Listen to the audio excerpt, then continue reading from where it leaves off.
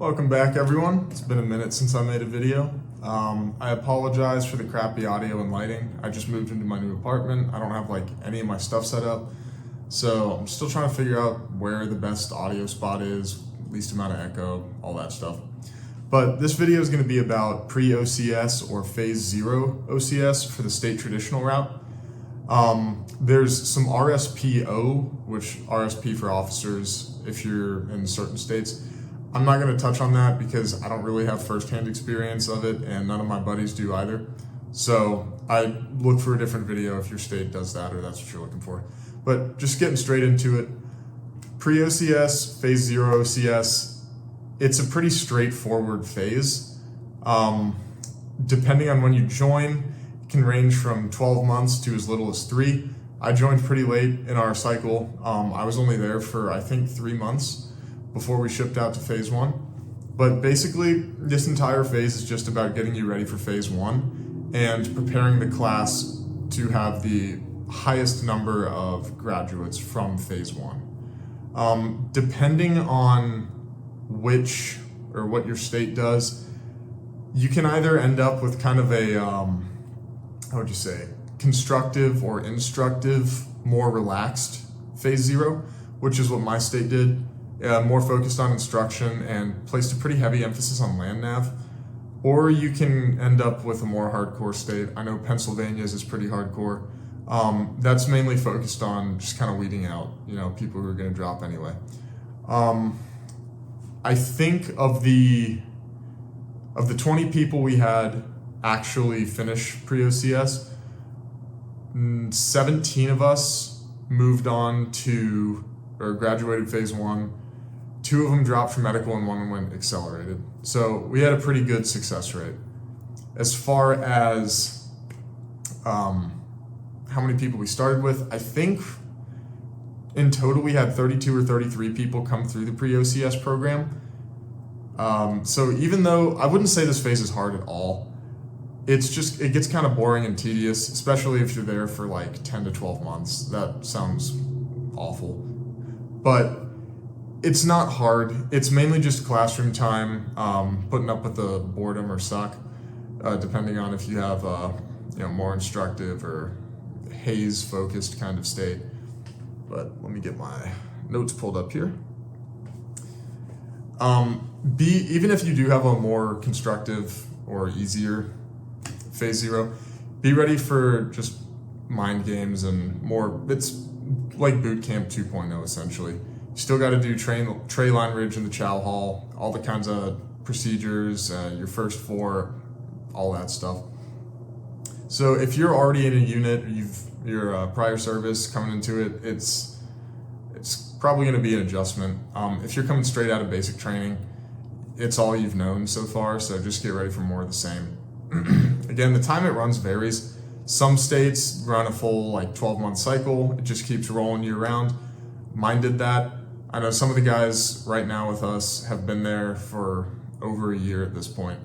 I would personally try and show up in January or February.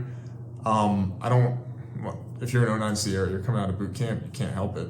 But if you're from another unit, I'd aim to get there with probably 4 or 5 months to get all your paperwork done for phase 1.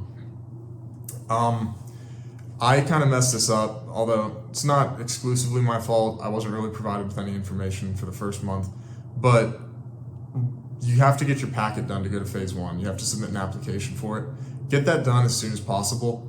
I know a couple of guys who were in our pre-OCS class who got kicked back to the next class last minute because they had some messed up paperwork or they didn't have a chapter 2 physical done. So the more time you have in phase 0, the more likely you are going to be to actually be able to attend phase 1 without any hiccups. I just sectioned out a week in early April, I think. I got all my stuff done in 3-4 days, sent it to our master sergeant, was good to go. You just got to stay on top of it. You're probably going to have an admin master sergeant or sergeant first class who handles all of it. But even though I think most of them are full-time guard, but still, they've got a lot of paperwork to deal with, and ultimately it's going to be on you to stay on top of it and remind them, hey, I submitted this, is it in my packet? etc. Apart from the paperwork, it's just going to be a lot of prep for phase 1. We had a ton of land nav. I think like the last 2 or 3 months we were there, it was land nav all day, every day.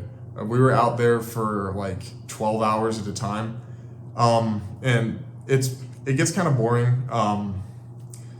You're just out there in the woods all day, walking around, finding points. Eventually you get to know all the points. Like if I go out to that course again, I can probably tell you what point it is just based on where I plotted it. But, excuse me, take the land nav seriously. Land nav phase 1 was, wouldn't say harder than I thought it would be, but the points are like, it's not the big neon orange signs that you're used to in basic training or a lot of the base land nav courses that you're probably familiar with. It's like dog tags stapled to a small, like 4-foot tall green post. Especially during nighttime, that stuff is really easy to miss. You got to be on point with your plotting, you got to have confidence in your pace count, and you got to be able to terrain associate. If you're weak on dead reckoning or you're weak on terrain association or pace count or something, it's going to be a struggle for you. You got to learn to use all of it. Personally, I made it a point to just dead reckon only for one of the days because I wouldn't say I was weak on it, but terrain association was definitely my preferred method, and especially in well-cut land nav courses, it's just really easy to terrain associate. So just make sure you can do everything well.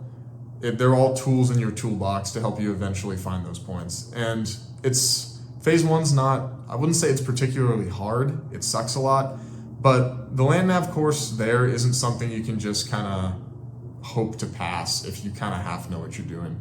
You got to know your stuff. Other than the land nav, there are some physical events, but it's nothing crazy. You just have to pass a 6-mile ruck and then pass an ACFT. Neither of those in phase 0 are for the order of merit list, which you'll get to in phase 2. So all you have to do is pass them. I still wouldn't recommend giving a bad impression by just sandbagging the events, but know that they're not for the order of merit list.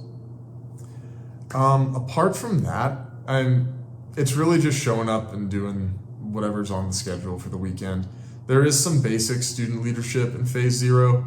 It's nothing crazy. It's nothing like what you'll do in phase 1 or phase 2.